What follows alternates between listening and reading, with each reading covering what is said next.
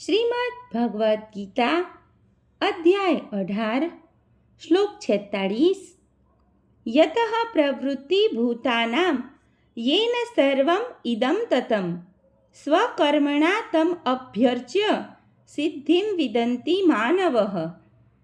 અનુવાદ: જે જીવમાત્રનું ઉદ્ભવ સ્થાન છે અને જે સર્વવ્યાપી છે તે ભગવાનની ઉપાસના કરીને મનુષ્ય પોતાના નિયત કર્મો કરતો રહીને પૂર્ણત્વ પ્રાપ્ત કરી શકે છે. ભાવાર્થ: 15મા અધ્યાયમાં જણાવ્યું છે તેમ સર્વ જીવો પરમેશ્વરના ભિન્ન અંશો છે. એ રીતે પરમેશ્વર જ જીવ માત્રના આદિ છે. વેદાંત સૂત્રમાં આનું સમર્થન થયું છે. જન્માદ્યસ્ય યતઃ, તેથી પરમેશ્વર દરેક જીવના જીવનમાં ઉદ્ગમ છે. ભગવદ્ ગીતાના 7મા અધ્યાયમાં કહ્યું છે તેમ પરમેશ્વર પોતાની પરા તથા અપરા આ બે શક્તિઓ થકી સર્વવ્યાપી છે. માટે મનુષ્યે ભગવાનની પૂજા તેમની શક્તિઓ સહિત કરવી જોઈએ. સામાન્ય રીતે વૈષ્ણવો પરમેશ્વરની પૂજા તેમની અંતરંગ શક્તિ સહિત કરે છે. તેમની બહિરંગ શક્તિ એ તેમની અંતરંગ શક્તિનું વિકૃત પ્રતિબિંબ છે. બહિરંગ શક્તિ એ પૃષ્ઠભૂમિ છે, પરંતુ પરમેશ્વર તેમના પૂર્ણ અંશનો વિસ્તાર કરીને પરમાત્માના રૂપે સર્વત્ર સ્થિત છે. તેઓ સર્વત્ર સર્વ દેવોના, મનુષ્યોના તથા પ્રાણીઓના પરમાત્મા છે.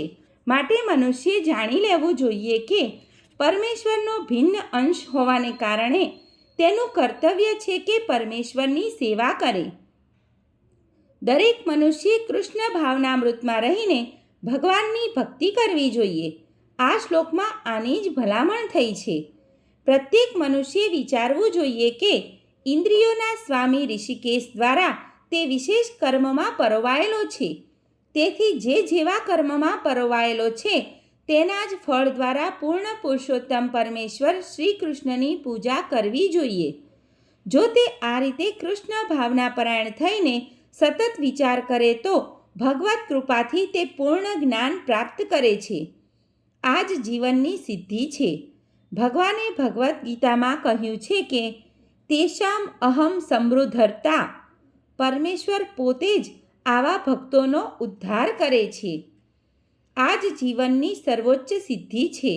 કોઈ મનુષ્ય ભલે ગમે તે વ્યવસાયમાં પરોવાયેલો હોય, પણ જો તે પરમેશ્વરની સેવા કરે તો તેને સર્વોચ્ચ સિદ્ધિ પ્રાપ્ત થાય છે. સર્વે મિત્રોને દીપ્તિ જોશીના જય શ્રી કૃષ્ણ.